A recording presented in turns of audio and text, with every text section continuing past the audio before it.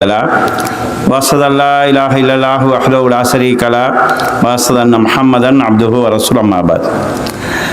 எல்லாம் வல்ல அல்லாஹ் ஜல்லஷானஹு தஆலாவை புகழ்ந்து அவனது திருத்தூதர் ஸல்லல்லாஹு அலைஹி வஸல்லம் அவர்கள் மீது ஸலவாத்தும் ஸலாமும் கூறிய பின்னால், கண்ணியத்துக்குரிய சகோதர சகோதரிகளே, உங்கள் அனைவருக்கும் அஸ்ஸலாமு அலைக்கும் வரஹ்மத்துல்லாஹி வபரகாத்துஹு. அல்லாஹ்வுடைய அருளால் அவனது மார்க்கத்தை அறிந்து கொள்வதற்காக நாம் இந்த இடத்தில் ஒன்று கூடியிருக்கிறோம். நபி ஸல்லல்லாஹு அலைஹி வஸல்லம் அவர்கள் மையுரிதுல்லாஹு பிஹி ஹைரன் யுஃபக்கிஹு ஃபித்தீன், அல்லாஹு தஆலா யாருக்கு நலவை நாடுகிறானோ அவர்களுக்கு மார்க்கத்தில் விளக்கத்தை அளிக்கிறான் என்று கூறியிருக்கிறார்கள். இந்த ஹதீஸின் அடிப்படையில் தீனை யாருக்கு சரியாக விளங்கிக் கொள்ளக்கூடிய வாய்ப்பு கிடைக்கிறதோ அவர்களெல்லாம் அல்லாஹ்வுடைய நலனை ஹைரை அடைந்தவர்கள் என்கிற அடிப்படையில் என் மீதும் உங்கள் மீதும் அல்லாஹு தஆலா ஹைரை நன்மையை நாடி இருக்கிறான். அல்ஹம்துலில்லாஹ். இந்த சந்தர்ப்பத்தில் இஸ்லாமிய குடும்ப வாழ்வு என்கிற தலைப்பில் உரையாற்றுமாறு சகோதரர்கள் கேட்டுக்கொண்டார்கள். நாம் பேசக்கூடிய சில தலைப்புகள் சிலரோடு சம்பந்தப்பட்டிருக்கும், சில நேரம் சிலரோடு சம்பந்தப்பட்டிருக்காது. உதாரணமாக, இஸ்லாத்தில் வியாபாரம் என்று பேசினால் வியாபாரிகள் ஒரு குறிப்பிட்ட அளவில் இருப்பார்கள். வியாபாரத்தோடு தொடர்பட்டு வாங்குறவங்க கொஞ்சமாக தான் இருப்பாங்க, விற்கிறவங்க அதிகமாக இருப்பாங்க. அப்போ அது குறிப்பிட்ட ஒரு சாராருக்குரிய பயானாக அந்த உரை இருக்கும். இவ்வாறு சில தலைப்புகள் சிலருக்கு மட்டும் உரியதாக இருக்கும். குடும்ப வாழ்வு என்று நாம் சொல்லுகிற போது நாம் எல்லோரும் ஏதோ ஒரு அடிப்படையில் ஒரு குடும்பத்தின் அங்கத்தவர்கள் தான். அதில் இல்லாமல் யாருமே இருக்க போவது கிடையாது. இந்த அடிப்படையில் எல்லோருக்கும் தொடர்புபட்ட ஒரு உரை என்கிற அம்சத்தை, இந்த தலைப்பை நாம் புரிந்து கொள்ள வேண்டும்.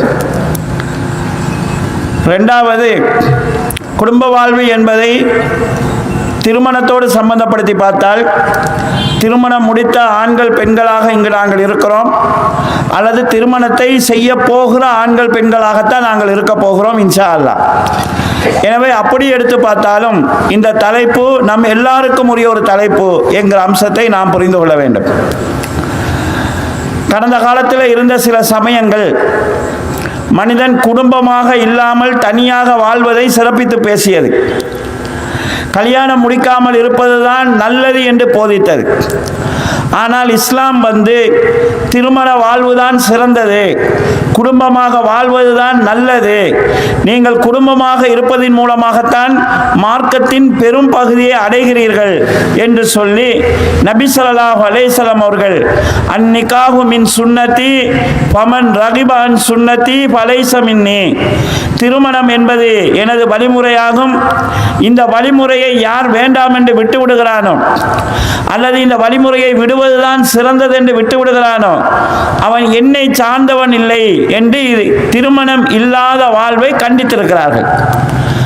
ஆக திருமணம் என்கிறது ஒரு சிறந்த வழிமுறை, ஒரு மார்க்க வழிமுறை என்பதை இஸ்லாம் எங்களுக்கு சொல்லி காட்டுகிறது. சில நபித்தோழர்கள் திருமணம் செய்யாமல் இருக்கிறதுக்கு விரும்பிய போது நபி ஸல்லல்லாஹு அலைஹி வஸல்லம் அவர்கள் அதை கண்டித்திருக்கிறார்கள். அன்புள்ள சகோதர சகோதரிகளே, இந்த இஸ்லாம் திருமணத்தை பல நோக்கங்களுக்காக எங்கள் மீது கடமையாக்கியிருக்கு. ஏன்னா திருமணம் நடந்தால் தான் குடும்பமாகலாம். அதில் ஒரு நோக்கத்தை அல்லாஹ் தஆலா திருமறையில் தெளிவாக இப்படி சொல்கிறான்: வமின் ஆயாத்திஹி அன் ஹலகலக்கும் மின் அன்ஃபுசிக்கும் அஸ்வாஜா, அல்லாஹ் ஒருவன் இருக்கிறான் என்பதற்கு ஏராளமான அத்தாட்சிகள் இருக்கிறது.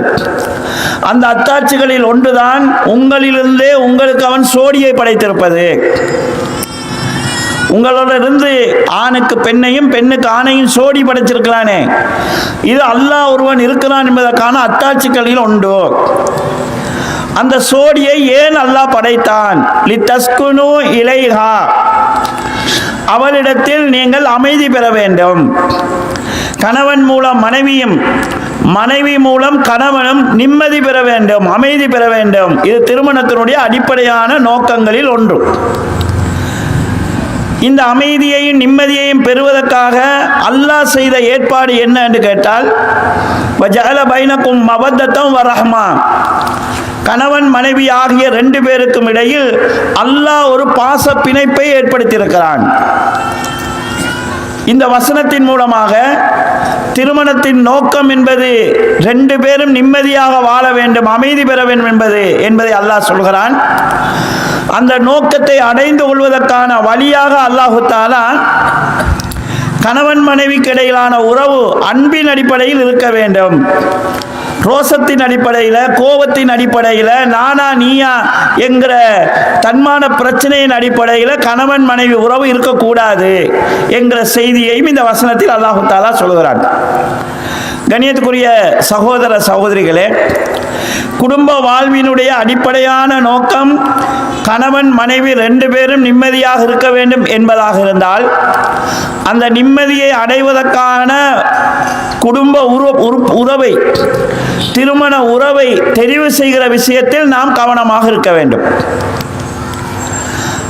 நபி ஸல்லல்லாஹு அலைஹி வஸல்லம் அவர்கள் இதிலே எங்களுக்கு வழிகாட்டி இருக்கிறார்கள். துன்கவுல் மர்அத்துல் யர்பைன், 4 காரணங்களுக்காக ஒரு பெண் திருமணம் முடிக்கப்படுவாள். லிமாலிகா, அவளுடைய செல்வத்தை பார்த்து சிலர் திருமணம் முடிப்பாங்க. வலி ஜமாலிகா, அவளுடைய அழகை பார்த்து சிலர் திருமணம் முடிப்பாங்க. வலி ஹசபிகா, அவளுடைய குடும்ப கௌரவத்தை பார்த்து சிலர் திருமணம் முடிப்பாங்க. வலி தீனிகா, அவளுடைய மார்க்கத்துக்காக சிலர் திருமணம் முடிப்பாங்க. ஃபல்ஃபர் பிதாத்தி தீன், நீ மார்க்கமுடையவளை பற்றிக்கொள். தரிபத் யதாக், உன் கையை அழிவிலிருந்து நீ பாதுகாத்துக் கொள்வாய் என்று ரசூல் ஸல்லல்லாஹு அலைஹி வஸல்லம் அவங்க அன்றைய சூழலை சொல்றாங்க. ஒரு பொம்பளையை தெரிவு செய்யறதுக்கு 4 காரணம் தான் இருக்குது. சிலர் அழகா இருக்கிறா, மற்ற எதுவும் இல்லாட்டி பிரச்சனை இல்லைன்னு முடிப்பாங்க. சிலர் வாப்பா நல்ல பணக்காரன், சொத்தெல்லாம் இவக்கு தான் வரப்போகுது என்று சொல்லி இவளை முடிச்சா இதெல்லாம் நமக்கு தான் வருகிறது பணத்துக்காக திருமணம் முடிப்பாங்க. சிலர் அவங்களுடைய குடும்பத்தை பார்ப்பாங்க, ஊர்லேயே பெரிய ரோயல் ஃபேமிலி இவங்களோட நாங்களும் சேர்ந்துட்டா நாங்களும் இந்த ஊரில் ஒரு பெரிய ஆக்கலாம் மாறலாம் என்கிற குடும்ப கௌரவத்தை பெற்றுக்கொள்ள என்பதற்காக முடிப்பாங்க. இதே மாதிரி மார்க்கத்துக்காகவும் முடிப்பாங்க. நீ கல்யாணம் முடிக்கும் போது தெரிவு செய்கிற பெண்ணை மார்க்கமுடையவளாக பார்த்துக்கொள், அப்ப நீ உன் கையை அழிவில் இருந்து பாதுகாத்துக் கொள்வாய் என்று ரசூல் ஸல்லல்லாஹு அலைஹி வஸல்லம் சொல்றாங்க. இது ஆணை பார்த்து நபி ஸல்லல்லாஹு அலைஹி வஸல்லம் சொல்லியிருக்கிறாங்க. பெண்ணுக்கும் இது பொருந்தும். நீங்க உங்களுக்கான வாழ்க்கை துணையை தெரிவு செய்கிற போது நீங்க பார்க்க வேண்டியது இவன் மார்க்கத்தில் உள்ளவனா, இவங்ககிட்ட தீன் இருக்குதா, மார்க்கம் சொல்லக்கூடிய ஒழுக்கம் இவர்கிட்ட இருக்குதா, இதை பார்த்து நீங்க திருமணம் செய்யுங்க என்று நபி ஸல்லல்லாஹு அலைஹி வஸல்லம் சொல்றாங்க. இந்த தெரிவுல நாங்க தப்பு விட்டோம் என்றால், இந்த தெரிவுல நாங்க தவறு விட்டோம் என்றால் திருமண வாழ்வினுடைய நோக்கமாகிய அந்த நிம்மதியை இழக்க நேரிடும். இன்றைக்கு நிறைய உள்ள பிரச்சனை என்னன்னு கேட்டா, இன்றைக்கு இளம் சந்ததிகளிடத்தில் மீடியாக்களும் யூடியூப் சேனல்களும் சிறுகதைகளும் சினிமாக்களும் நாடகங்களும் ஒரு மனநிலையில் ஒரு மாற்றத்தை ஏற்படுத்திக்குது. முடிக்கிறது நாங்கள், வாழ போகிறோம் நாங்கள் தான் முடிவு செய்வோம், எங்களை உம்மா பாப்பாக்கு என்ன அதிகாரம் இருக்குது, நான் தானே வாழ போகிறேன் என்று சொல்லி அவங்களுக்கு தெரிவு செய்கிற அளவுக்கான அறிவோ பக்குவமோ முதிர்ச்சியோ வருவதற்கு முன்னால் தனக்கென ஒரு ஜோடியை தெரிவு செஞ்சிடுறாங்க. தெரிவு செஞ்சா மட்டும் பரவாயில்லை, தொடர்பு வச்சுக்கொள்றாங்க, பேச்சுவார்த்தை வச்சுக்கொள்றாங்க, ரகசியங்களை பரிமாறிக்கொள்றாங்க, போட்டோக்களை வீடியோக்களை பரிமாறிக்கொள்றாங்க.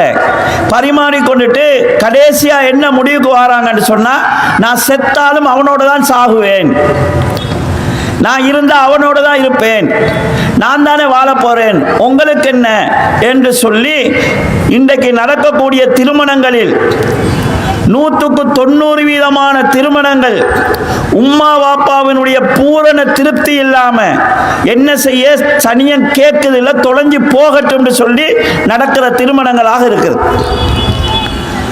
அதனாலயோ என்னமோ தெரியாது, இன்றைக்கு விவாகரத்துக்களும் மிக வேகமா நடந்துட்டு இருக்குது. இதுல பிள்ளைகள் ஒரு தெளிவுக்கு வர வேண்டும். இதை வந்து பப்ளிக்காக பேசக்குள்ள சில பேருக்கு விருப்பம் இல்லாமல் இருக்கும். இன்றைக்கு தாய்மாருக்கு இருக்கக்கூடிய பெரிய பிரச்சனை என்னென்னா, வளர்ந்த பிள்ளைகள் குடுக்கு அடிமையாயிருவாங்களோட பயப்படுறாங்க. வளர்ந்த பொம்பளை பிள்ளைகள் எவனாவது ரோட்டில் போகிற பொறுக்கியோட சேர்ந்துருவாங்களோட பயப்படுறாங்க. இன்றைக்கு பாடசாலைகள் இருக்கக்கூடிய பெரிய பிரச்சனை என்னன்னு கேட்டால், அங்குள்ள சேர்மாருக்கும் டீச்சர்மாருக்கும் இந்த ஜோடிகளை என்ன செய்யறதுங்கிறது ஸ்கூலில் வந்து சிலபஸில் ஒரு பகுதியை ஆக்க வேண்டிய அளவுக்கு டைம் எடுக்கிற பிரச்சனை அது. சில பிரின்சிபல்மாருக்கு ஒவ்வொரு நாளும் இந்த ஜோடி பிரச்சனைகளை விசாரிக்கிறது ஒரு வேலையாக இருக்குது. எனவே பிள்ளைகள் தெளிவு பெற வேண்டும்.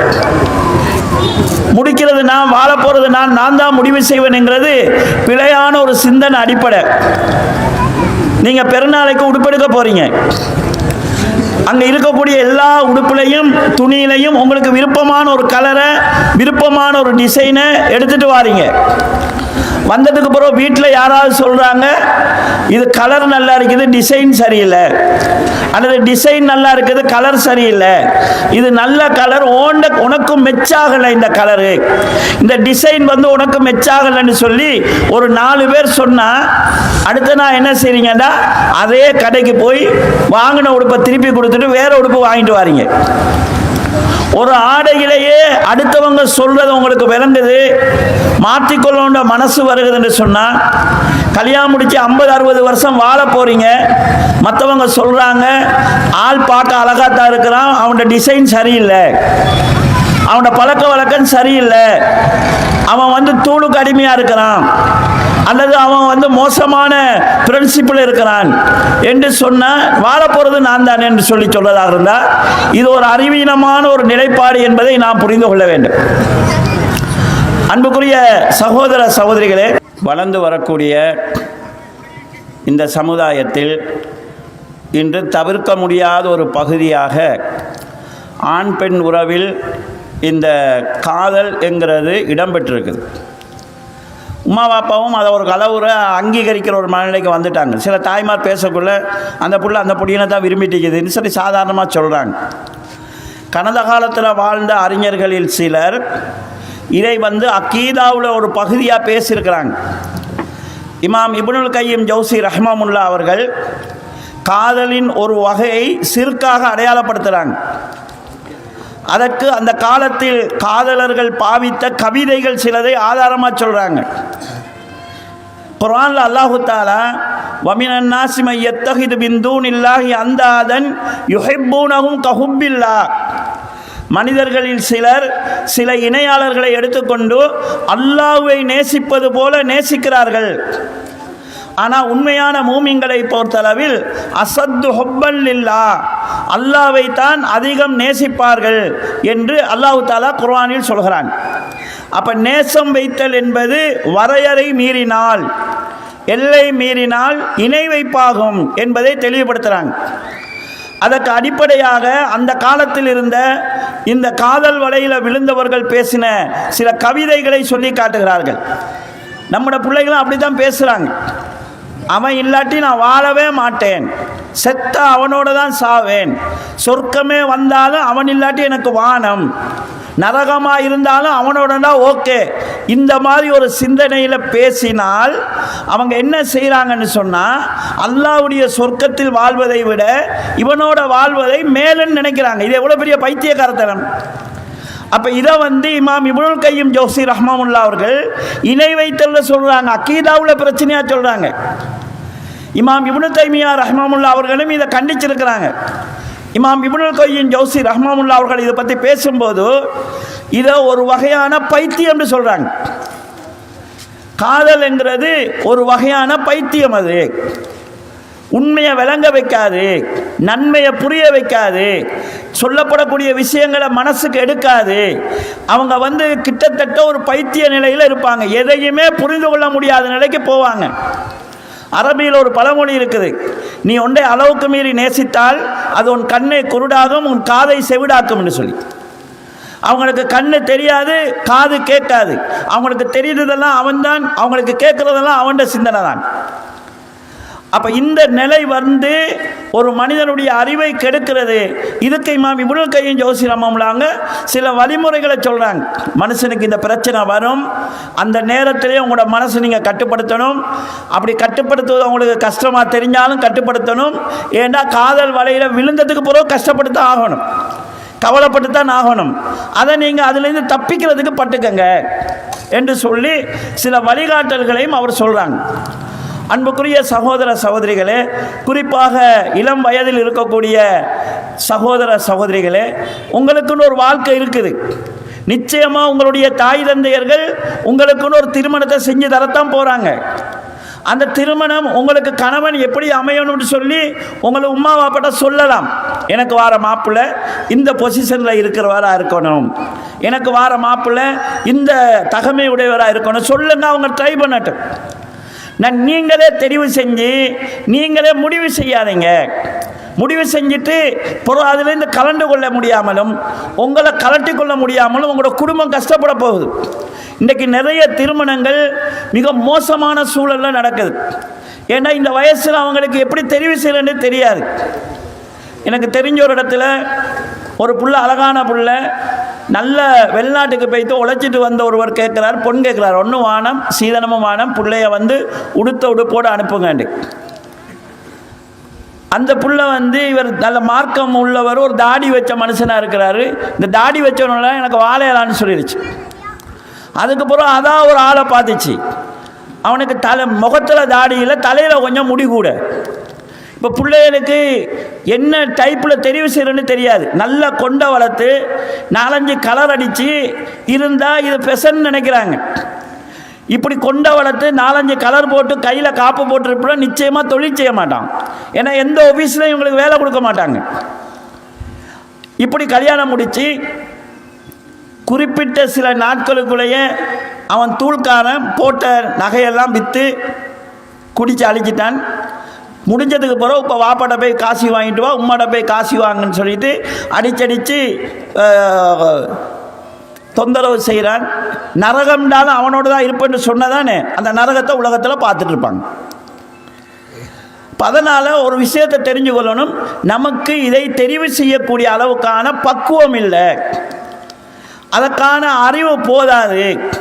எங்களோட உம்மா வாப்பா எங்களுக்கு கெடுதியான ஒரு முடிவை செய்ய மாட்டாங்க, நாங்கள் நல்லா இருக்கிறதுக்குரிய வழியைத்தான் பார்ப்பாங்க.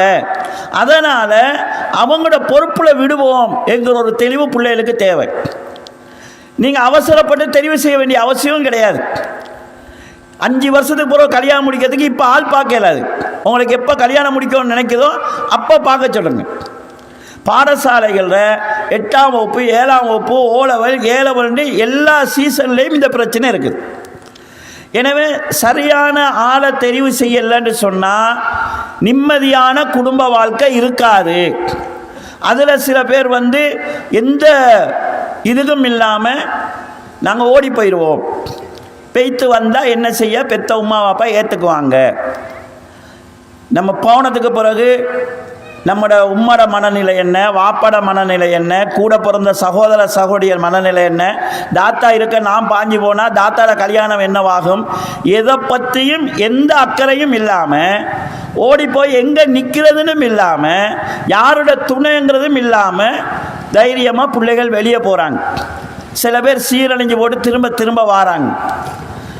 அப்போ இந்த நிலையில் ஒரு புள்ள தன்னுடைய வாழ்க்கையை ஆரம்பித்தா அந்த வாழ்க்கையில் பரக்கத்து இருக்குமா? உம்மா பாப்பாவுடைய வெறுப்போடு செய்யக்கூடிய அந்த வாழ்க்கையில் அல்லாஹ்வுடைய அருள் இருக்குமா? நிக்கா நடந்து கையை பிடிச்சி பாரக்கல்லாஹு லக்கன்னு துவா செய்வாங்களே, பாஞ்சி போகிறவங்களுக்கு இந்த துவா கிடைக்குமா? உம்மா பாப்பாவுடைய சாபம் கிடைக்குமே, அந்த சாபத்தோடு நாங்கள் ஒரு நல்ல ஒரு வாழ்க்கை வாழ முடியுமா? இந்த விஷயத்தை வளர்கிற பிள்ளைகள் தீர்மானிக்க வேண்டியிருக்கு. அதாவது உங்களோட ஜோடியை தெரிவு செய்கிற விஷயத்தில் அவசரப்படாதீங்க. அதில் கொஞ்சம் உங்களோட குடும்பத்தை விடுங்க. வாழ போகிறது நான் தானேன்னு சொன்னால் நீ கல்யாணம் முடிக்க போகிறது உன்னோட வாப்பாவுக்கு மருமகன், உன்னோட உம்மாவுக்கு மருமகன், உன்னோட தானாவுக்கு தம்பிக்கு மச்சான். அப்போ நீ உனக்குரிய ஒரு ஆளை மட்டும் நீ தெரிவு செய்கிறது இல்லை. அப்போ அவங்க குடும்பத்தோடு சேர்ந்து தான் இதாகணும். நபி ஸல்லல்லாஹு அலைஹி வஸல்லம் அவங்க திருமணம் சம்பந்தமாக சொல்கிற போது பல வழிகாட்டல்களை சொல்கிறாங்க. நபி ஸல்லல்லாஹு அலைஹி வஸல்லம் சொல்கிறாங்க, நீங்கள் திருமணம் முடிக்கும்போது அதிகமாக குழந்தை பெறக்கூடிய பெண்களை பார்த்து திருமணம் முடிங்கன்னு சொல்கிறாங்க. அதிகமாக குழந்தை பெற எப்படி நம்ம தெரிவு செய்வோம்? அவங்களோட உம்மாவுக்கு, சாட்சிக்கு, பெரியம்மாவுக்கு குழந்தை இருந்தால் அந்த பிள்ளைக்கும் அதிகமாக குழந்தை பெறுவதற்கான வாய்ப்பு இருக்குது. அப்போ விபரம் அறிஞ்சு தான் திருமணம் முடிக்க சொல்லுது. ஃபேஸ்புக்கில் மெசேஜ் வந்துச்சு, கோல் எடுக்கும்போது பை மிஸ்டேக்காக எடுபட்டுச்சு, ரோங் கோல் ஒன்று வந்துச்சு, இதை வச்சு தொடர்பு என்கிறதெல்லாம் இல்லை. நீங்கள் ஆளை பார்க்கணும், ஆளோட குடும்பத்தை பார்க்கணும், ஆளோட நடத்தையை பார்க்கணும், ஆளுடைய பழக்க வழக்கத்தை பார்க்கணும், ஆளுடைய குடும்ப உறவுடைய தன்மைகளை பார்க்கணும். நீங்கள் திருமணம் முடிக்கும் போது அந்த பெண்ணுடைய அதாவது மாமாமாரை பாருங்கன்னு ரசூலுல்லாஹ் சொல்கிறாங்க. மாமாமார்கிட்ட இருக்கக்கூடிய பழக்க வழக்கங்கள், குணம் புள்ளட்ட இருக்குன்னு சொல்லி. அப்போ திருமணம்ங்கிறது லேசாக முடிவு செய்கிறது இல்லை. இதில் பிளவுட்டா பின்னால் வரக்கூடிய நிறைய விஷயங்கள் பிழையாகிக்கொண்டே போகும். எனவே இதில் நிதானமாக முடிவெடுக்கிற ஒரு நிலைக்கு நாங்கள் வர வேண்டும். திருமணத்தினுடைய நோக்கம் நிம்மதி என்கிறதை சொன்னேன். அந்த நிம்மதி வர வேண்டும் என்று சொல்லி சொன்னால் திருமணம் சரியான முறையில் நடக்கணும். கையில் காசு மட்டும் இருந்தால் போதாது, அல்லாஹ்வுடைய அருள் கிடைக்கணும்.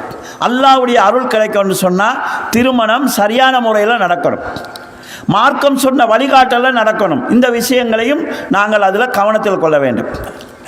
சரி, திருமணம் முடிச்சாச்சு. முடித்ததுக்கு பிறகு எங்களுடைய வாழ்க்கை வழிமுறை சரியாக அமையணும்னு சொன்னால் கணவன் கணவனுடைய கடமைகளை செய்யணும், மனைவி மனைவியுடைய கடமைகளை சரியாக செய்யணும். கணவன் மனைவிக்குரிய உரிமைகளை கொடுக்கணும், மனைவி கணவனுக்குரிய உரிமைகளை கொடுக்கணும். இது சரியாக நடந்தால் தான் குடும்ப வாழ்க்கை நிம்மதியானதாக இருக்கும். இதில் பெரும்பாலும் நாங்கள் சில விஷயங்களை ஒரு வரையறையோடு தான் விளங்கியிருக்கிறோம். கணவன் பொறுப்பு என்ன? பொம்பளைக்கு உழைச்சி கொடுக்கணும். பொம்பளோட பொறுப்பு என்ன? மாப்பிள்ளை வந்து ஆக்கி கொடுக்கணும், அவருடைய வேலைகளை செஞ்சு கொடுக்கணும். இது கணவன் மனைவியினுடைய கடமையாக, பொறுப்பாக நாங்கள் பொதுவாக விளங்கி வச்சிருக்கிறது. இந்த விளக்கத்தை சில பேர் தவறாக விளங்கி இருக்கிறதுனால நிறைய குடும்பங்களில் பிரச்சனை வருது. சில கணவன்மார் குடும்பத்தை பார்க்கணும், பிள்ளைய பார்க்கணும், பிள்ளைக்கு எதிர்காலம் இருக்குது, வீடு வாங்கணும், காணி வாங்கணும்னு சொல்லி ஆண்டாண்டு காலமாக வெளிநாட்டில் உழைச்சிட்டு இருக்கிறாங்க. கணவனுடைய கடமை மனைவிக்குரிய அடிப்படை தேவைகளை செஞ்சு கொடுக்குற என்கிற நிலையில் இருக்கிறாங்க. சில பெண்கள் இதை ஆரம்பத்தில் கவலையோடு ஏற்றுக்குவாங்க, போக போக அதுக்கு பழக்கப்பட்டுருவாங்க. மாப்பிள்ளை உழைக்கிறாரு, காசு அனுப்புவார். அதுக்கு பிறகு அவங்களுக்கு மாப்பிள்ளையை விட காசு பெருசாகிற நிலைமை வரும். பெரும்பாலும் ஒரு அதிகாரம் வந்தால் அதை யாரும் விட்டு கொடுக்க விரும்ப மாட்டாங்க. காசு நம்மட கையில் இருக்குது, நாங்களே விரும்பினமாய் செலவு செஞ்சு கொள்ளலாம். அது எதை வாங்குறது, எதை விற்கிறது, எதை உடைக்கிறது, வீட்டில் எந்த பக்கத்தை பெருசாக்குறது, எந்த பக்கத்தை மாற்றுறது, இந்த முடிவெல்லாம் நாங்கள் தான் எடுக்கிறோன்னு வந்ததுக்கு பிறகு அதில் ஒரு போதை வந்துடும். அப்படி வந்தால் மாப்பிள்ளை அங்கேயே இருக்கட்டும், அவர் காசு அனுப்பட்டு நம்ம செலவழிச்சிட்டு இருப்போமேங்கிற மனநிலை வந்துடும். நிச்சயமாக இந்த குடும்ப வாழ்க்கை நிம்மதியானதாக இருக்காது. இதில் சில நேரங்களில் ஆண்கள் தங்களுடைய ஆண்மையை இழந்து போகிறாங்க, பெண்கள் தங்களுடைய பெண்மையை இழந்து போகிறாங்க. நாட்டில் நிறைய பிரச்சனைகள், குடும்ப ரீதியான பிரச்சனைகள் இதையொட்டி நடந்து கொண்டிருக்கு. எனவே கணவன் மனைவிக்கு செய்ய வேண்டிய கடமைகளை வந்து தெளிவாக நாங்கள் புரிந்து கொள்ள வேண்டியிருக்கிறது. நபி ஸல்லல்லாஹு அலைஹி வஸல்லம் அவர்கள் மதீனாவுக்கு வந்த புதுசியிலே சஹாபாக்களை ஒரு ஆளை இன்னொரு ஆளை சேர்த்துடுவாங்க. இந்த ஹிஜாப் சட்டங்கள் எல்லாம் வருவதற்கு முன்னால் உள்ள நிகழ்ச்சி இது. அதில் நபி ஸல்லல்லாஹு அலைஹி வஸல்லம் அவர்கள் அபூதர் என்கிற சஹாபியை அவருடன் சல்மானுல் பாரிஸ் ரலியல்லாஹு அன்ஹு சேர்த்து விட்டாங்க. இந்த அபூதர் என்கிற சஹாபியை பொறுத்தளவில் அவருக்கு வணக்க வழிபாட்டில் ஆர்வம் அதிகம். பகல் ஃபுல்லாக நோம்பு பிடிப்பார், இரவு ஃபுல்லாக நின்று வணங்குவார். இந்த சல்மான் ஒரு நாள் வாராரு, அவரோட ஒய்ஃப் வந்து அவட வாழ்க்கையில் இன்ட்ரெஸ்ட் இல்லாத மாதிரி ஒரு வகையான தோற்றத்தில் இருக்கிறாங்க. என்ன நீங்கள் எப்படி இருக்கிறீங்கன்னு கேட்குறாங்க. அந்த பொம்பளை வெளிப்படையாக சொல்கிறான், உங்களோட சகோதரர் இருக்கிறார் அபூதர், அவருக்கு இந்த உலகத்தில் எந்த தேவையும் இல்லைன்னு சொல்கிறாங்க. அதாவது அவர் என்னோட சரியாக குடும்ப வாழ்க்கையில் ஈடுபடுறதில்லைன்னு சொல்கிறாங்க. அப்போ சல்மான் பாரிஸ் ரலியல்லாஹு அவங்க என்ன செய்கிறாங்கன்னா, அன்றைக்கு சாப்பாடு கொண்டு வைக்கிறாரு. சல்மான் பாரிஸ் சொன்னால் நீ சாப்பிடுன்னு சொல்லி அப்போ அவர் வந்து இல்லை நான் நோம்புன்னு சொன்னார், சுன்னத்து நோம்பு. இல்லை நீ சாப்பிடணும்னு கட்டாயப்படுத்தினாங்க. அப்போ அவர் நோன்பை விட்டார். அன்று இரவு இவரை படுக்கைக்கு போட்டுட்டு இவர் தொலை ஸ்டார்ட் பண்ணார். போய் சொன்னார், போய் படுன்னு சொல்லி சொன்னார். அவரை படுக்க வைக்க போட்டு திரும்ப எழும்பி தொலை போகிறார். இவர் முடிச்சுட்டே இருந்தார். திரும்ப தொழும்போது போய் சொன்னார், போய் படுன்னு சொல்லி. இப்போ காலையில் சுபவுக்கு 2 பேரும் பள்ளிக்கு வராங்க. வரும்போது அபூதரை பார்த்து சல்மான் பாரிசில் நாங்கள் சொன்னாங்க, வலி ஐனிக்க அலைக்க ஹக்கா, உன் கண்ணுக்கு நீ செய்ய வேண்டிய கடமை இருக்குது, தூங்கணும், அதை நீ செய்யணும். வலி ஜவுஜிக்க அலைக்க ஹக்கா, உன் மனைவிக்கு நீ செய்ய வேண்டிய கடமை இருக்குது, அதையும் நீ செய்யணும். வலி ஜெசதிக்க அலைக்க ஹக்கா, உன் உடம்புக்கு நீ செய்ய வேண்டிய கடமை இருக்குது, சாப்பிடணும், நீ எந்த நாளும் நோய் முடிச்சுட்டு இருக்கக்கூடாது, அதையும் நீ செய்யணும். அல்லாவுக்கு நீ செய்ய வேண்டிய கடமை இருக்குது, அதையும் செய். எல்லாத்தையும் சேர்த்து செய்கிறது தான் இஸ்லாம். நான் அல்லாவுக்கு செய்கிறத செய்கிறேன், வைஃபுக்கு செய்கிறத செய்ய மாட்டேன்னா அது இஸ்லாம் இல்லை என்கிற தெளிவை சொல்கிறாங்க. இப்போ இந்த அபூதருங்கிற சஹாபிக்கு சரியான கோபமாக இருக்குது. ரசூல்லா வந்து இந்த மனுஷனை பார்த்துக்கன்னு என்னோட சேர்த்து விட்டா, இவர் என்னை தொலை விட்றாரு இல்லை, நோம்பு பிடிக்க விட்றாரு இல்லை, அது வேறாவுக்கு எனக்கு வேற அட்வைஸ் வேற பண்ணுறாரு, ரசூல்லாட்ட இவரை மாட்டி விடணும் என்று சொல்லி நபி ஸல்லல்லாஹு அலைஹி வஸல்லம் வந்து சொல்கிறாங்க, இப்படித்தான் நீங்கள் சல்மானை என்னோட சேர்த்து விட்டீங்க, என்னை அவர் தொலை விடாரில்ல, ராவு என்னை தொலைவே விட்டார் இல்லை, நான் சுன்னத்து நோவை பிடிச்சிருந்தேன், அதை முறிக்க வச்சுட்டாரு, முறிச்சாலும் பரவாயில்லை, நீ மனைவிக்கு செய்ய வேண்டிய கடமை இருக்குது, உடம்புக்கு செய்ய வேண்டிய கடமை இருக்குது, கண்ணுக்கு செய்ய வேண்டிய கடமை இருக்குது, அல்லாஹ்க்கு செய்ய வேண்டிய கடமை இருக்குது, எல்லாத்தையும் செய்யுன்னு சொல்கிறாருன்னு நபி ஸல்லல்லாஹு அலைஹி வஸல்லம் ஒரே வார்த்தையில் பதில் சொன்னாங்க, சதக்க சல்மான், சல்மான் சொன்னது தான் உண்மை என்று சொன்னாங்க. நல்லா யோசிச்சு பாருங்க, பகல் ஃபுல்லாக நோன்பு பிடிக்கிறாரு, இரவையில் வணங்குறாரு, இதனால் மனைவியோட தாம்பத்திய வாழ்வில் அவர் ஈடுபடவில்லை. ரசூலுல்லாஹ் இதை கண்டிக்கிறாங்க. அப்படியாக இருந்தால் காலம் பூராக நான் வெளிநாட்டிலேருந்து உழைச்சி என்னை பொம்புடைய நல்லா இருக்க வைக்க போகிறேன், என்னை பிள்ளைய நல்லா இருக்க வைக்க போகிறேன், இப்படியே இருந்தால் அந்த மனைவிக்கும் பிள்ளைக்கும் பணத்தின் பெருமதி தெரியும், வாப்பாட பெருமதி தெரியாது. வாப்பா இல்லாத லைஃப் வந்து எங்களுக்கு கஷ்டமானதுங்கிறது தெரியாது, வாப்பா என்கிற உறவினுடைய தேவை என்னங்கிறது தெரியாது. வயசு போனதுக்கு பிறகு வீட்டில் வந்தால் பிள்ளைக்கு நீங்கள் பிள்ளையோட இருந்து பழகலையே, பிள்ளைக்கும் உங்களோட இருந்து பழகிறதுக்கு தெரியாது. அப்போ இந்த ஒரு வாழ்க்கை வந்து இன்றைக்கு நிறைய முஸ்லீம் இளைஞர்களுடைய வாழ்க்கையாக இருக்குது. இது ஒரு பிழையான வாழ்க்கை முறை. உழைப்பு தான் வாழ்க்கைங்கிற நிலையில் மாப்பிள்ளமார் இருக்க இயலாது. இதே போல் சஹாபி பெண்களிடத்தில் சில நடைமுறைகள் வந்து அதையும் ரசூல் ஸல்லல்லாஹு அவங்க கண்டித்தாங்க. ஒரு சஹாபி பெண்மணி வந்து ரசூலுல்லாஹ் இடத்துல முறைப்பாடு செய்கிறாங்க அவங்களோட மாப்பிள்ளையை பற்றி. அல்லாஹ்வுடைய தூதரே, என் மாப்பிள்ளையை பற்றி 3 முறைப்பாடு இருக்குது. அதில் ஒன்று என்னன்னு சொல்லி சொன்னால், அவர் சுபவுக்கு லேட்டாகி எழும்புறாரு. 2, நான் நோன்பு பிடிச்சிருந்தா நோன்பை முறிக்க வைக்கிறாரு. 3, நான் தொழுது கொண்டு இருந்தால் தொழுகையை டிஸ்டர்ப் பண்ணுறாரு. இப்போ இதை கேட்டோடனே என்ன நினைக்கின்றா, அவரோட மாப்பிள்ளை ஆக பெரிய ஒரு முனாபிக்காக இருப்பாரோன்னு சொல்லி. நபி ஸல்லல்லாஹு அலைஹி வஸல்லம் இருந்த பழக்கம் என்னென்னு சொன்னால், யாரை பற்றி என்ன சொல்லப்பட்டாலும் அவங்கள்ட்டையும் விசாரிப்பாங்க என்னன்னு சொல்லி, ஒரு சைட் கேட்டு முடிவு செய்ய மாட்டாங்க. அப்போ நபி ஸல்லல்லாஹு அலைஹி வஸல்லம் அவர்கள் அந்த சஹாபியை கூப்பிட்டு கேட்குறாங்க, உங்களோட வைஃப் உங்களை பற்றி 3 பிரச்சனை சொல்லியிருக்கலாம், என்னன்னு நீங்கள் தான் விளக்கம் சொல்லுங்க. அப்போ அவர் சொல்கிறார், யார் ரசூலல்லாஹ், நான் வந்து ஈச்சமர தோட்டத்துக்கு தண்ணி ஊற்றுறாள். தண்ணி ஊற்றுறேன்னா இன்றைக்கு மாதிரி டெப்பை போட்டு அடிக்கிறது இல்லை, கிணத்துல அள்ளி தூக்கி கொண்டு வந்து ஈச்ச மரத்தோட்டத்துக்கு ஊற்றணும். சரியான கஷ்டமான வேலை. தண்ணி ஊற்றிட்டு நைட்டுக்கு வந்தேன்னு சொன்னால் அடித்து போட்ட மாதிரி தூங்கிடுவேன் யார சொல்லா, அதனால் சுபவு லேட் ஆகுது. அப்போ ரசூல் ஸல்லல்லாஹு அலைஹி சொன்னாங்க, எலும்புனோடனே தொழுங்க என்று சொன்னாங்க. ஏன்னா அவரோட வேலை அப்படி. நீங்கள் உங்களோட வைஃபை வந்து நோம்பு பிடிக்க விட்றீங்கல்லன்னு அவர் சொல்கிறா என்று. அப்போ அவர் சொல்கிறாரு, அல்லாஹ்வுடைய தூதரே, நான் உங்களுக்கு ஏற்கனவே சொன்னேன், நைட்டில் வந்து நான் படுத்தா அடிக்க போட்ட மாதிரி தூங்குன மாதிரி போயிடும், அவ்வளோ டயர்டாக இருக்கும்.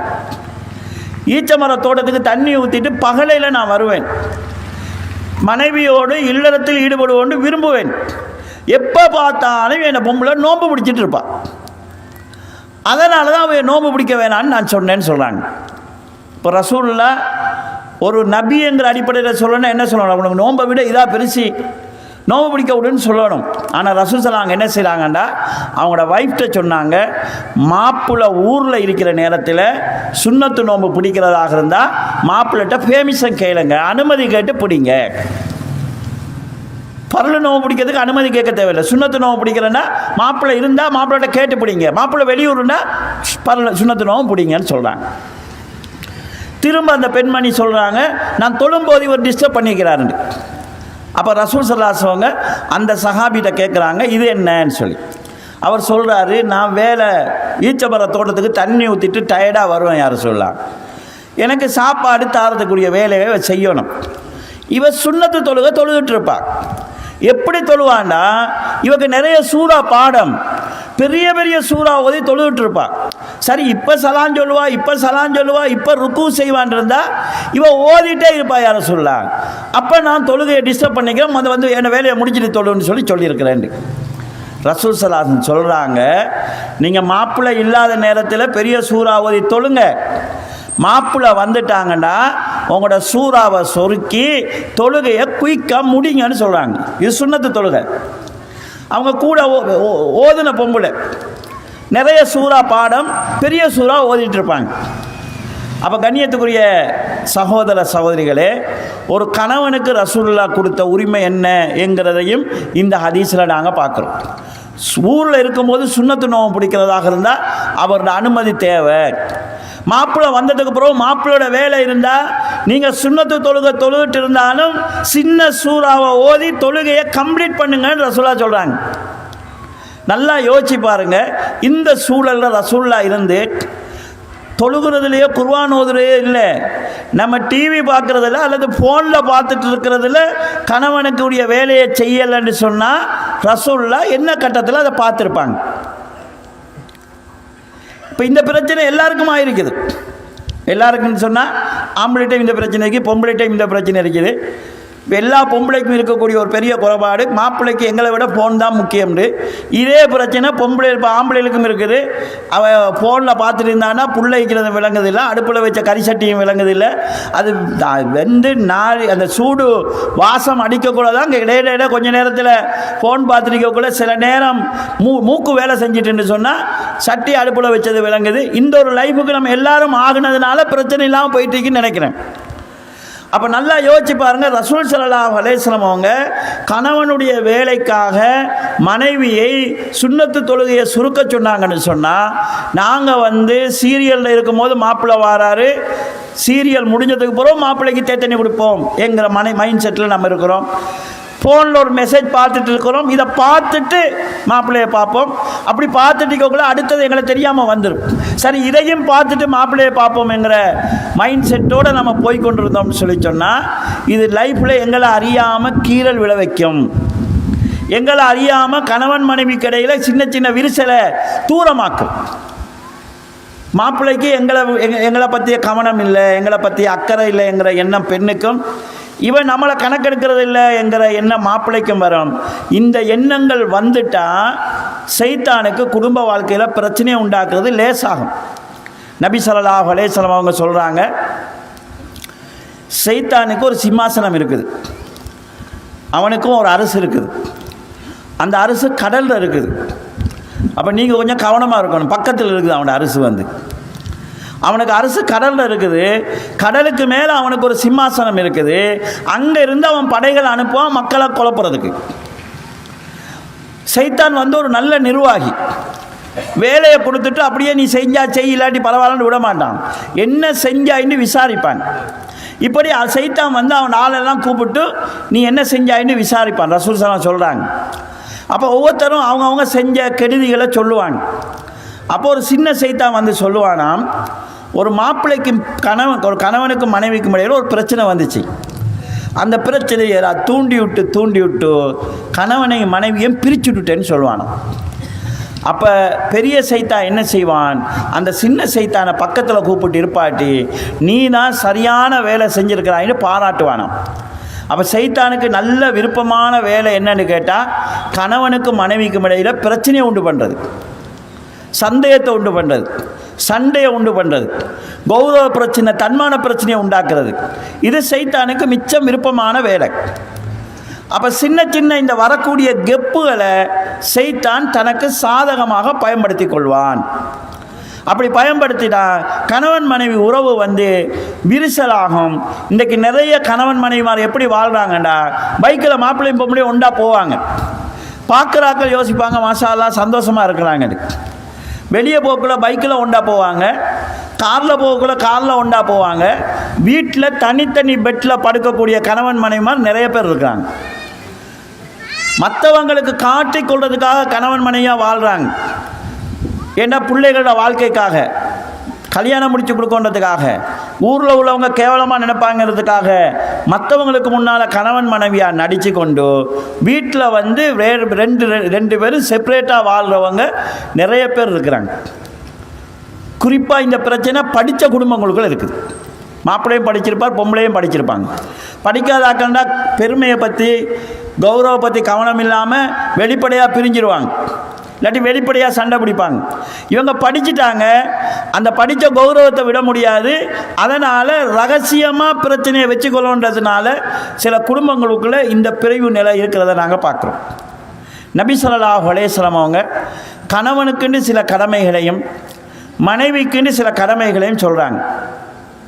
ஒரு ஹதீஸில் ஒரு சஹாபி நபி ஸல்லல்லாஹு அலைஹி வஸல்லம் இடத்துல அல்லாஹ்வுடைய தூதரே, ஒரு நல்ல பெண் யாருன்னு கேட்குறாங்க.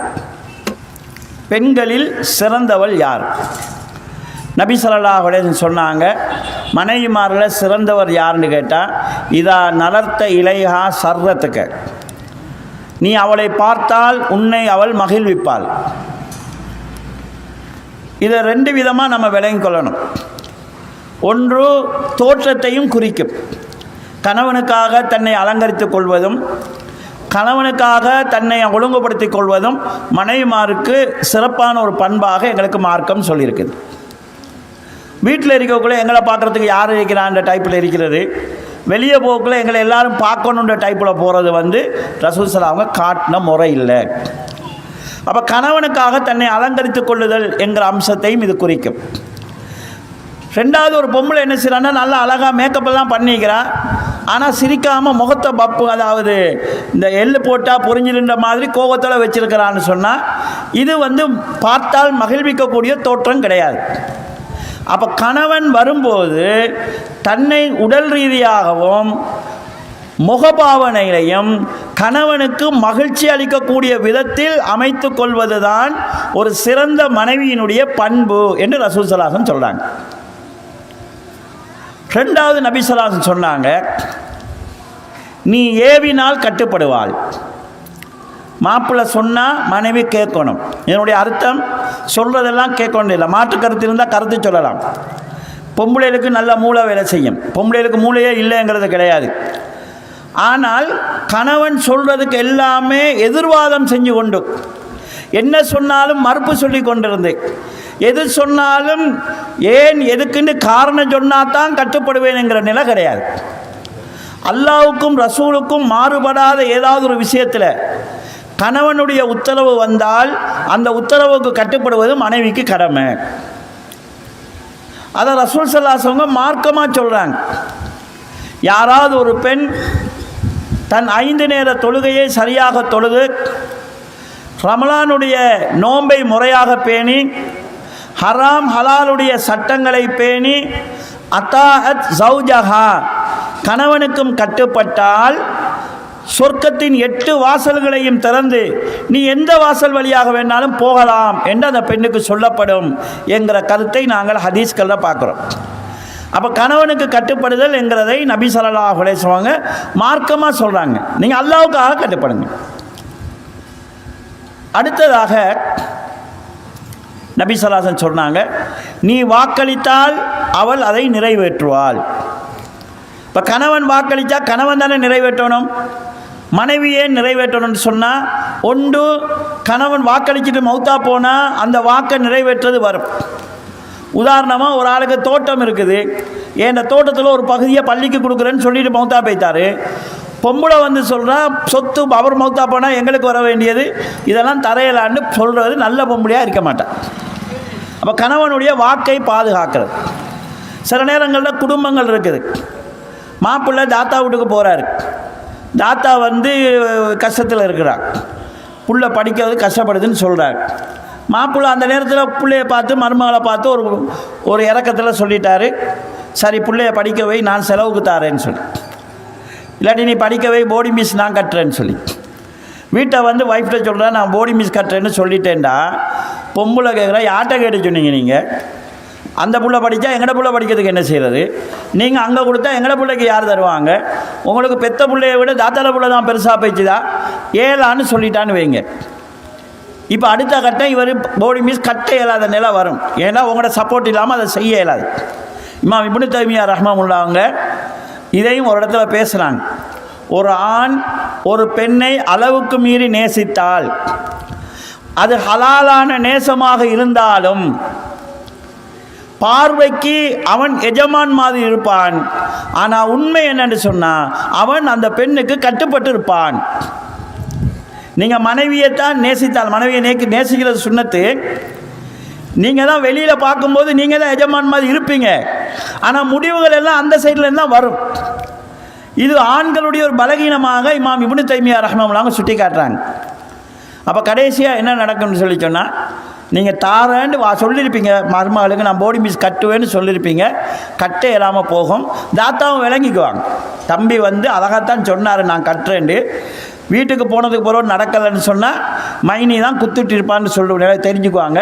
சரி என்ன செய்ய, என்ன தம்பி பொண்டாட்டிக்கு அடிமையாக இருக்கிறான் என்று இவரோட கௌரவம் போகும்.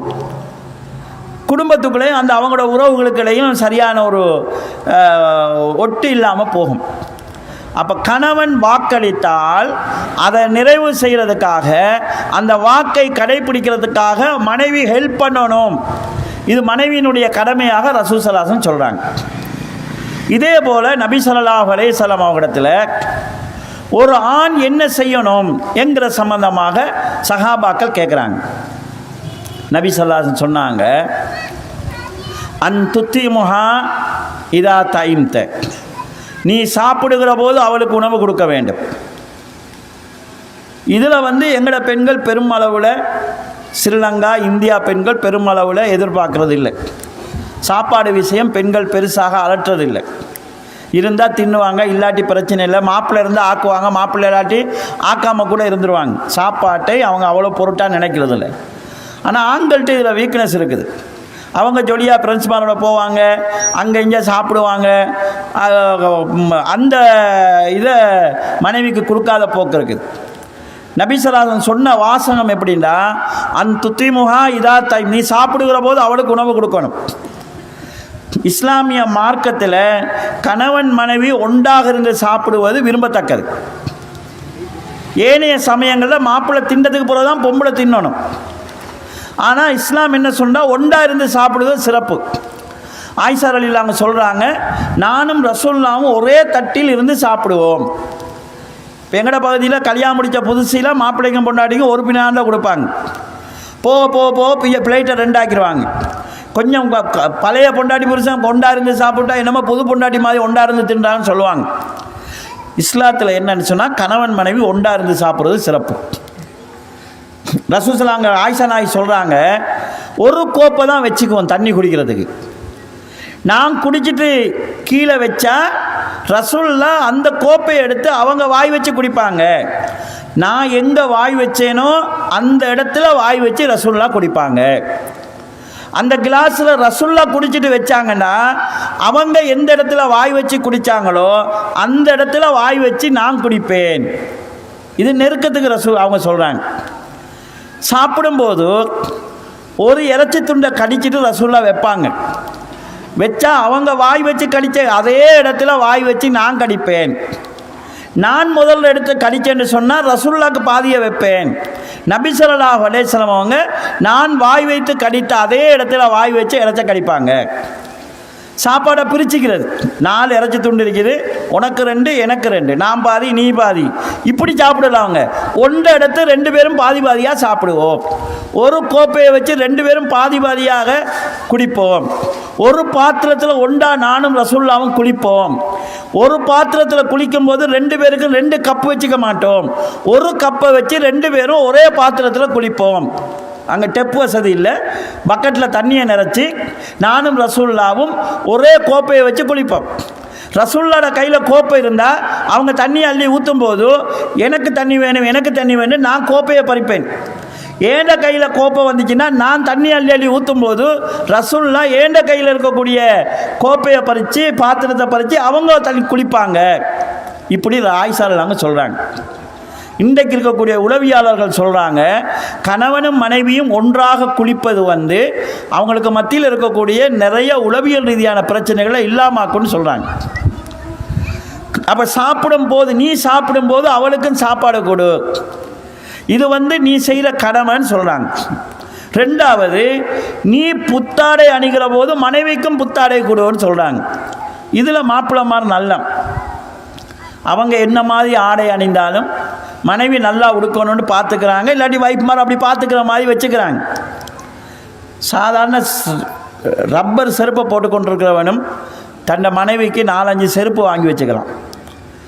ஆடை விஷயத்தில் ஆண்கள் விட்டு கொடுக்குறவங்களாகவும் பெண்கள் அதாவது தாராளமாக அதை எடுத்துக்கொள்கிறவங்களாம் இருக்கிறாங்க. 3வது நபிசலான்னு சொன்னாங்க, அவருடைய முகத்தில் அறையக்கூடாதுன்னு சொன்னாங்க. கன்னத்தில் அறையிறத ரசூலுல்லாஹ் பொதுவாக தடுத்துருக்குறாங்க. 4வது சொன்னாங்க, வலா தக்ப, கேவலமாக பேசக்கூடாது.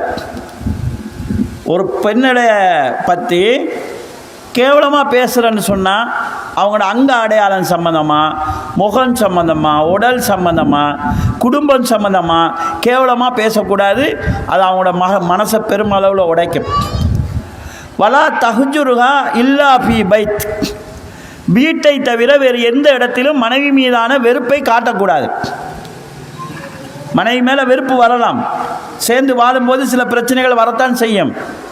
அப்படி சேர்ந்து வாழும்போது வரக்கூடிய பிரச்சனைகளை அடுத்தவனுக்கு முன்னால் காட்டக்கூடாது. சில ஆம்பளைகள்ட்ட இருக்கக்கூடிய பழக்கம் என்னன்னு சொன்னால், பொம்பளை நம்மளோட கொண்ட்ரோலில் இருக்கிறாங்கிறதுனால என்ன செஞ்சாலும் எவனும் கேட்கலாங்கிறதுக்காக வேணுண்டு அவங்களோட குடும்பத்துக்கு முன்னால் அவங்கள கண்டிக்கிற மாதிரி நடந்துக்கிறது. பாப்பாவுக்கு முன்னால், உமாவுக்கு முன்னால். இது ஒரு வக்கிரமான போக்கு. ரசூலுல்லாஹ் ஏன்னா பெண்கள்கிட்ட இருக்கக்கூடிய நல்ல பழக்கத்தில் உண்டு, அவங்க எவ்வளோ கஷ்டமாக இருந்தாலும் வெளியில் கஷ்டத்தை காட்டிக்கொள்ளாமல் இருக்க பார்ப்பாங்க. தன்னை உமா வாப்பாட்ட தாங்க நல்லா இருக்கிற மாதிரி காட்டிக்கொள்ளோன்னு பார்ப்பாங்க. அது நல்ல.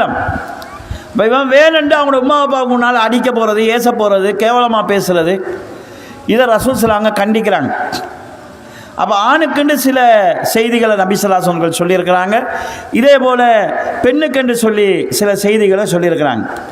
இதோடு சேர்த்து கண்ணியத்துக்குரிய சகோதர சகோதரிகளே, கணவன் மனைவி 2 பேருமே கணவனுக்கு இஸ்லாம் சொல்லிக்கக்கூடிய அந்தஸ்து என்ன, மனைவிக்கென்று இஸ்லாம் சொல்லிக்கக்கூடிய அந்தஸ்து என்ன, கணவன் அவங்க 2 பேருடைய உள்ளம் என்ன. மனைவியை கணவன் இரக்கத்தோடு பார்த்தா, கணவனை மனைவி இரக்கத்தோடு பார்த்தா நிறைய பிரச்சனையை தவிர்க்கலாம். இரக்கத்தோடன்னு சொன்னால் இப்போ ஒவ்வொருத்தரும் தண்டை சைட்டை பார்க்குறது. நான் கஷ்டப்பட்டு உழைக்கிறேன், நீ கஷ்டப்பட்டு உழைச்சா பொம்பளையும் வீட்டில் கஷ்டப்பட்டு தான் வேலை செய்கிறான். சமைக்கிறது கஷ்டம், உடுப்பு கழுகிறது கஷ்டம், வீட்டை துப்புறாக்க கஷ்டம், பிள்ளைய பார்க்குறது கஷ்டம், அவவும் கஷ்டப்படுறான்.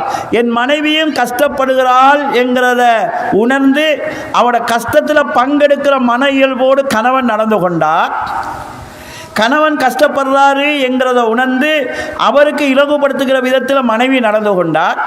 நிறைய அதாவது பொம்பளைக்கு இருக்கக்கூடிய பெரிய பிரச்சனையை, ஏண்ட மாப்பிள்ளை என்னோட அக்கறையாக இருக்கிறாரு, என்னோட இறக்கமாக இருக்கிறாரு, ஏண்ட விஷயத்தில் அனுசரணையாக இருக்கிறாருன்னு ஒரு மனைவி விளங்கி கொண்டா அந்த கணவனுக்காக எதை வேணாலும் செய்யக்கூடிய ஒரு மனநிலைக்கு பெண் வந்துடுவாள்.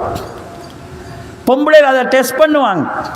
ஆயிஷா நாயகி சொல்கிறாங்க, மதீனா பள்ளிக்கு முன்னால் இப்படி ஒரு முத்தம், அந்த முத்தத்தில் அபிசீனியாவுடைய வீரர்கள் மல்யுத்தம் பண்ணுறாங்க, ஃபைட் பண்ணுறாங்க விளையாட்டுக்கு.